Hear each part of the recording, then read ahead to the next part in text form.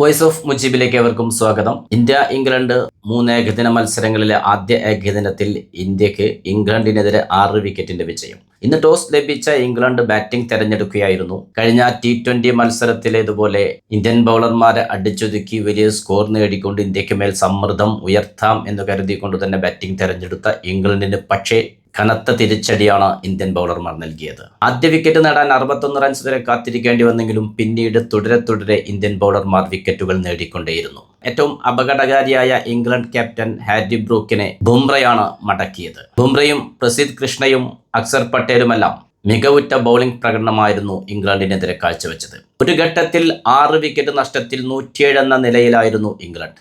അവിടെ നിന്നാണ് റൂട്ടും ലിയാം ഡേവിസനും കൂടി ഒരു രക്ഷാപ്രവർത്തനത്തിലൂടെ 121 റൺസിന്റെ പാർട്ണർഷിപ്പിലൂടെ ഇംഗ്ലണ്ടിനെ കരകയറ്റിയത്. ബെൻഡക്കറ്റ് നേടിയ 45-ൽ 43, റൂട്ട് നേടിയ 76-ൽ 76, ലിയാം ഡേവിസൺ നേടിയ 86-ൽ 68 റൺസും.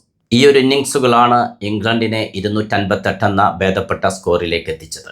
മറുപടി ബാറ്റിങ്ങിനിറങ്ങിയ ഇന്ത്യക്ക് ആദ്യ വിക്കറ്റ് നഷ്ടമാകുന്നത് 43 റൺസിലാണ്. 11 റൺസ് എടുത്ത രോഹിത് ശർമ്മയാണ് ഇന്ത്യക്ക് ആദ്യം നഷ്ടമായത്. പിന്നീടെത്തിയ വിരാട് കോഹ്ലിയെയും പെട്ടെന്ന് തന്നെ ഇന്ത്യക്ക് നഷ്ടമായി. 48 റൺസിലെത്തി നിൽക്കുമ്പോൾ 6 പന്തിൽ 5 റൺസുമായി കോഹ്ലിയും മടങ്ങി.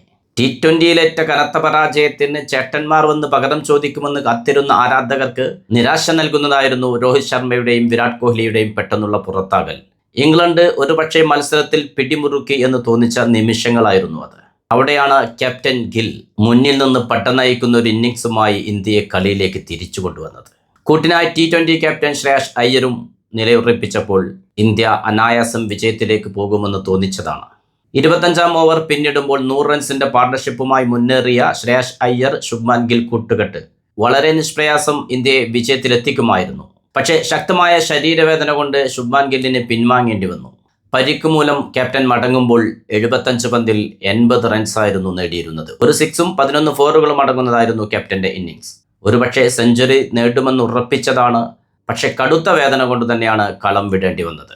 തൊട്ടടുത്ത ഓവറിൽ തന്നെ ശ്രേയസ് അയ്യർ റണ്ണൌട്ടാവുക കൂടി ചെയ്തപ്പോൾ ഇന്ത്യ വീണ്ടും പ്രതിസന്ധിയിലായി. കൂട്ട തകർച്ചയിലേക്ക് പോകുമോ എന്ന് തോന്നിച്ചു.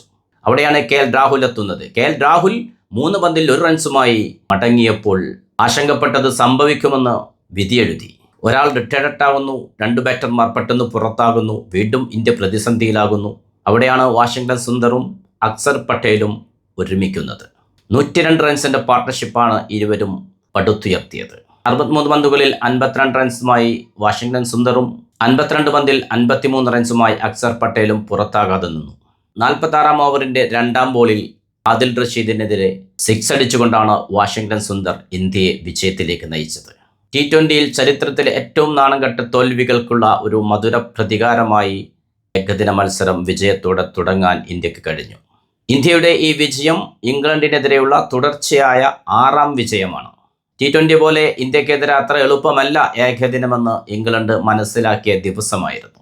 എങ്കിൽ പോലും ഇന്ത്യയുടെ വെറ്ററൻ താരങ്ങളായ രോഹിത് ശർമ്മയും വിരാട് കോഹ്ലിയും KL രാഹുലുമെല്ലാം നിരാശപ്പെടുത്തിയ ദിവസം കൂടിയായിരുന്നു. ക്യാപ്റ്റന്റെ 80 റൺസും അക്സർ പട്ടേലിന്റെയും വാഷിംഗ്ടൺ സുന്ദറിന്റെയും 50കളും ശ്രേയസ് അയ്യരുടെ 35 റൺസുമാണ് ഇന്ത്യക്ക് 6 വിക്കറ്റിന്റെ വിജയം സമ്മാനിച്ചത്. ഇനി 2 മത്സരങ്ങളാണ് ശേഷിക്കുന്നത്. 2 മത്സരങ്ങളും വിജയിക്കേണ്ടതുണ്ട് ഇന്ത്യക്ക്. എങ്കിൽ മാത്രമാണ് T20യിലെ പരാജയത്തിന്റെ പാപക്കറ മായ്ച്ചു കളയാൻ ഇന്ത്യക്കാവുകയുള്ളൂ എന്ന് തന്നെയാണ് ടീം ഇന്ത്യ മനസ്സിലാക്കുന്നത്. അത്തരത്തിൽ തന്നെയായിരുന്നു ഇന്ന് ഇന്ത്യൻ ടീമിന്റെ പ്രകടനം. ബൗളിംഗിൽ ഇന്ത്യക്ക് വേണ്ടി 4 വിക്കറ്റുകൾ വീഴ്ത്തുകയും 52 പന്തിൽ 53 റൺസ് എടുക്കുകയും ചെയ്ത ഓൾറൗണ്ടർ അക്സർ പട്ടേലാണ് ഇന്നത്തെ കളിയിലെ താരമായി തെരഞ്ഞെടുക്കപ്പെട്ടത്.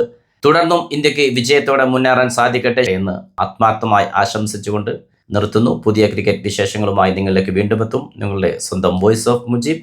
ചാനൽ ആദ്യമായി കാണുന്നവർ സബ്സ്ക്രൈബ് ചെയ്യുക, ലൈക്ക് ചെയ്യുക, നിങ്ങളുടെ അഭിപ്രായങ്ങൾ കമൻ്റായി രേഖപ്പെടുത്തുക.